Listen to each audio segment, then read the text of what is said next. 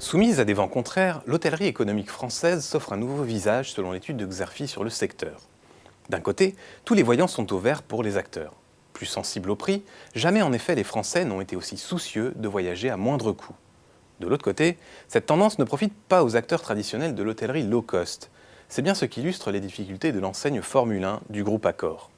Les chaînes historiques doivent en effet composer avec des concurrents de plus en plus divers, au modèle économique innovant, en tête desquels les plateformes de mise en relation comme Airbnb ou les hostels tels que Christopher's Inn.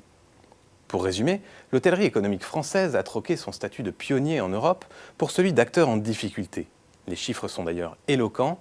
Le taux d'occupation du secteur a perdu 10 points entre 2001 et 2013 et sa rentabilité plus de 10 points entre 2008 et 2013. En réalité, l'hôtellerie économique ne s'est pas assez adaptée aux évolutions de l'environnement et de la demande. Plusieurs facteurs ont en fait contribué au coup d'arrêt du secteur. D'abord, les attentes des consommateurs qui veulent du confort, de l'authenticité et de la convivialité. Ensuite, la montée en puissance des plateformes de réservation hôtelière en ligne, Booking ou Expedia par exemple, a permis aux clients d'accéder à un choix immédiat et vaste, mais aussi à des promotions ponctuelles d'hôtels de catégorie supérieure. Les acteurs de l'hôtellerie économique ont également pâti de l'essor de modes d'hébergement alternatifs, comme la location d'appartements entre particuliers via Abritel ou Airbnb entre autres. Enfin, ils se heurtent à la concurrence directe des hostels qui débarquent en France, fort du succès rencontré auprès des jeunes au Royaume-Uni et en Allemagne. Sans oublier la concurrence des auberges de jeunesse, en plein renouveau.